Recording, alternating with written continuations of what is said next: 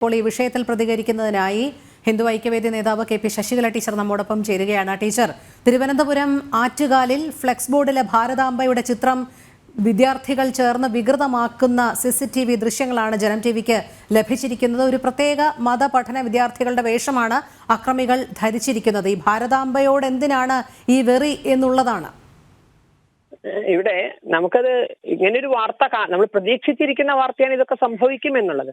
പക്ഷെ എന്നിരുന്നാലും നമ്മളെ ഇവിടുത്തെ രാഷ്ട്രീയക്കാരുടെയൊക്കെ വാക്കുകൾ പോലെ ഇത് കേരളമാണ് എന്നുള്ളൊരു ചെറിയൊരു വിശ്വാസം, ഒരു ആശ്വാസമൊക്കെ എല്ലാവർക്കും ഉണ്ടാക്കിയിരുന്നു പലരും. പക്ഷെ ഇത് കണ്ടപ്പോ വളരെ ദുഃഖമാണോ, ഭയമാണോ, ആശങ്കയാണോ തോന്നുന്നത് എന്ന് പറയാൻ വയ്യ. കാരണം വിദ്യാർത്ഥികളാണ് അവര്. ആ വിദ്യാർത്ഥികൾ ഇത്തരത്തിലൊരു ക്രൂരത ചെയ്യണമെങ്കിൽ നമ്മൾ ആ കുട്ടികളെ പറഞ്ഞിട്ട് കാര്യമില്ല, മറിച്ച് അവരെ അതിലേക്ക് നയിച്ച സാഹചര്യം എന്താണെന്ന് നോക്കണം.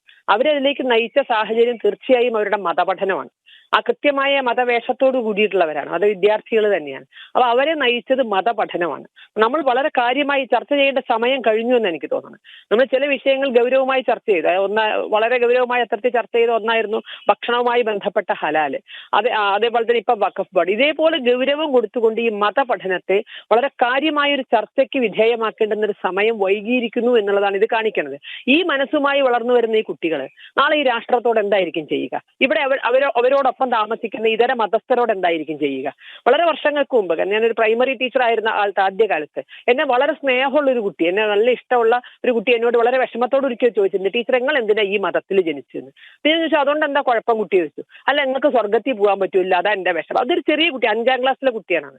5ാം ക്ലാസ്സിലെ കുട്ടിയുടെ വിഷമം അവന്റെ പ്രിയപ്പെട്ട ടീച്ചർക്ക് സ്വർഗത്തിൽ പോകാൻ പറ്റില്ലല്ലോ. അപ്പൊ കാരണം കുട്ടിയുടെ മനസ്സിൽ ഏൽപ്പിച്ചിരിക്കുന്നത് അങ്ങനെ ഒരു വേറിട്ടൊരു ചിന്താഗതിയാണ്. ഈ ചിന്താഗതിയുമായി വളർന്നു വരുന്ന കുട്ടികൾ ഈ രാഷ്ട്രത്തിനും ഇവിടെയുള്ള പൊതുജീവിതത്തിനും ഒക്കെ എത്രമാത്രം അപകടമാണ് എന്നുള്ളതിന്റെ ഒരു ചെറിയ സൂചന മാത്രമാണ്. ഇപ്പൊ ഇത് നമ്മുടെ കണ്ണുപെട്ടതുണ്ട്, കണ്ണുപെടാത്ത എത്രയുണ്ടായിരിക്കും, ധാരാളം നടക്കുന്നുണ്ടാകും. അപ്പൊ അവർ ഉള്ളിൽ എത്രമാത്രം ഒരു വികൃതമായ ചിന്താഗതിയുമായിട്ടാണ് അവർ വളർന്നു വരുന്നത്. അപ്പൊ തീർച്ചയായും മതപഠനം ഗൗരവമായൊരു വിഷയമാക്കി എടുക്കാൻ ഇതൊരു കാരണമാകണം. മതം പഠിപ്പിക്കേണ്ട എന്നാരും പറയുന്നില്ല, പക്ഷെ ആ മതം പഠിപ്പിക്കുമ്പോൾ നമുക്കറിയാം അതിൽ ഇതര മതസ്ഥർക്കും സ്വന്തം രാഷ്ട്രത്തിനോടും വിരുദ്ധമായ എന്തെങ്കിലും കാര്യങ്ങൾ ഉണ്ടെങ്കിൽ നിർബന്ധമായി തന്നെ അത് ഒഴിവാക്കിയേ മതപഠനമാകാവൂ.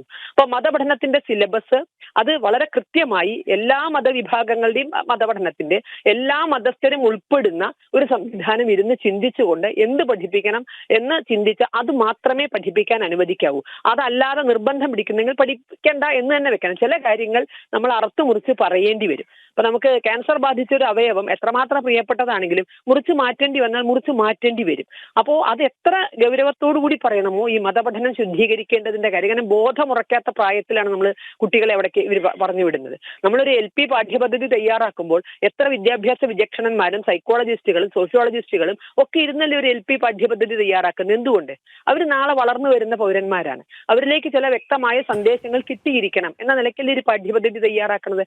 അതേസമയം അതിനു മുൻപ് ചെന്നിരുന്ന് കുട്ടികൾ അതിരാവിലെ നമ്മൾ ഏറ്റവും പഠിപ്പിക്കുന്ന തലയിൽ ഉറച്ചു നിൽക്കുന്നു എന്ന് പറയുന്ന അതിരാവിലെ കുട്ടികളെ പറഞ്ഞു വിട്ട് ഇത്തരത്തിലുള്ള അന്യമത വിരോധവും രാഷ്ട്രവിരോധവുമാണ് പഠിപ്പിക്കുന്നെങ്കിൽ അതിനെപ്പറ്റി ചിന്തിക്കാതെ നമ്മൾ ഈ LP പാഠ്യപദ്ധതിയെ പറ്റിയൊക്കെ ചിന്തിച്ചിട്ട് എന്താ കാര്യം? നമ്മുടെ പഠന രീതികളെ പറ്റി ഗൗരവമായി ചിന്തിച്ചിട്ട് എന്താ കാര്യം? അതുകൊണ്ട് ഇതിനെ നമുക്ക് രാഷ്ട്രത്തിന് നിയന്ത്രിക്കാൻ സാധിച്ചേ മതിയാകൂ. ഇത് അതിനൊരു നിമിത്തമാകട്ടെ. ഈ ചിത്രം കിട്ടിയത് തീർച്ചയായും അതിനൊരു നിമിത്തമാകട്ടെ. കേരളത്തിൽ ഗൗരവമായ ചർച്ച ഇതിനെ നടക്കണം. കേരളത്തിലെന്നല്ല, ശരിക്കും ഭാരതത്തിൽ മുഴുവൻ തന്നെ മതപഠനം നിയന്ത്രിക്കണം. നിരോധിക്കണം എന്ന് പറയുന്നില്ല, മതപഠനം നിയന്ത്രിക്കണം.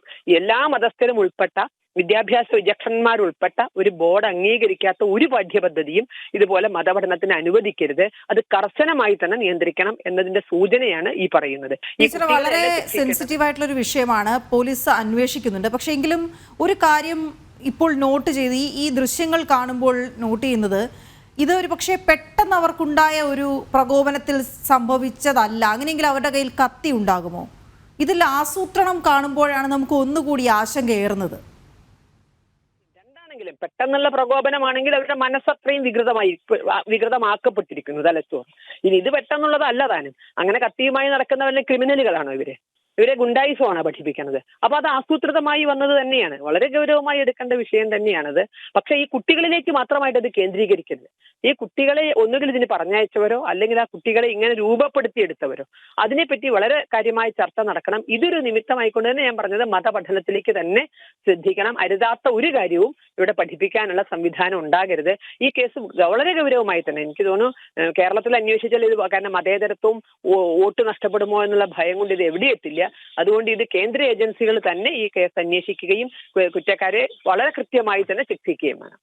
ടീച്ചർ നേരത്തെ തുടക്കത്തിൽ സൂചിപ്പിച്ചു ഈ ദൃശ്യങ്ങൾ ഭയപ്പെടുത്തുന്നതും ആശങ്ക ഉളവാക്കുന്നതുമാണ് എന്നുള്ളത്. കാരണം പ്രധാനമായും അതിന് ചൂണ്ടിക്കാട്ടിയത് ഇത് വിദ്യാർത്ഥികളാണ് ചെയ്യുന്നത് എന്നുള്ളതാണ്. ഇവരെ ഇതിലേക്ക് നയിക്കുന്ന മാനസികാവസ്ഥ അല്ലെങ്കിൽ ഇവരെ ഇത് പറഞ്ഞു പഠിപ്പിക്കുന്ന മറ്റുള്ളവരുടെ ഒരു സാഹചര്യം, അവരുടെ സമ്മർദ്ദം, ഇതൊക്കെ വളർത്തിക്കൊണ്ടുവരുന്നത് അടുത്ത തലമുറ എന്തുമാത്രം ഇത്തരം കാര്യങ്ങളിൽ വൈകൃതമായ ചിന്താഗതി വച്ചു പുലർത്തുന്നു എന്നുള്ളതാണ്. തന്നെയാണ് ഭയവും ആശങ്കയും എന്ന് പറഞ്ഞത്. ഏതെങ്കിലും 2 കുട്ടികൾ വന്ന് ചെയ്തിരുന്നു എങ്കിൽ നമുക്ക് ആ കുട്ടികളുടെ മാത്രം തകരാറായിട്ട് നമുക്ക് കണക്കാക്കാമായിരുന്നു, അല്ലെങ്കിൽ അവർ വീട്ടിൽ നിന്ന് കിട്ടിയ സന്ദേശമാണ് എന്ന് മനസ്സിലാക്കാമായിരുന്നു. ഇത് വളരെ കൃത്യമായി ഓർഗനൈസ്ഡ് ആയ ഒരു മതവിദ്യാർത്ഥികളാണ് ചെയ്തത്. വളരെ കൃത്യമായി അവരെ ട്രെയിൻ ചെയ്തെടുക്കുന്നതാണ്. ഏതെങ്കിലും 2 കുട്ടികൾ വന്ന് ചെയ്തതായിരുന്നെങ്കിൽ നമുക്ക് മനസ്സിലാക്കരുത്. കൃത്യമായി ആ മതവേഷത്തിൽ നടക്കുന്നവര്, അപ്പൊ അവര് പഠിപ്പിച്ച അല്ലെങ്കിൽ അവരെ അത്തരത്തിലാക്കിയ സംവിധാനത്തെ തന്നെയാണ് ഇവിടെ ശുദ്ധീകരിക്കേണ്ടത്. വരും ക്രിമിനലുകളെ, ഇപ്പൊ ഒരാളെ കുത്തിക്കൊണ്ട് നമുക്ക് ആ ക്രിമിനലിനെ ശിക്ഷിച്ചാൽ മതി, വ്യവസ്ഥിതിയെ പറഞ്ഞിട്ട് കാര്യമില്ല. പക്ഷെ ഇവരിങ്ങനെ ആക്കിയെടുത്ത വ്യവസ്ഥിതിയെ പറ്റി തന്നെ ചിന്തിക്കണം. ഇതിന് കുറ്റവാളികൾ ഒരിക്കലും ഈ കുട്ടികളല്ല. കാരണം കുട്ടികൾ ക്ലീൻ സ്ലേറ്റ് ആണ്. നമ്മൾ എന്താണോ എഴുതുന്നത് അതാണ് അവരിൽ കാണുക. അവര് ബോധമുറയ്ക്കാത്ത പ്രായം തൊട്ട് അവരിൽ എഴുതി വെച്ച വർഗീയതയും അന്യമത വിദ്വേഷവും വിരോധവും അതാണിപ്പോ അവരിലൂടെ പ്രതിഫലിച്ചത്. അത് നാൾക്ക് നാൾ കൂടുകയുള്ളൂ. കാരണം വളരെ കുട്ടിയിൽ കൊടുത്ത വളവാണത്.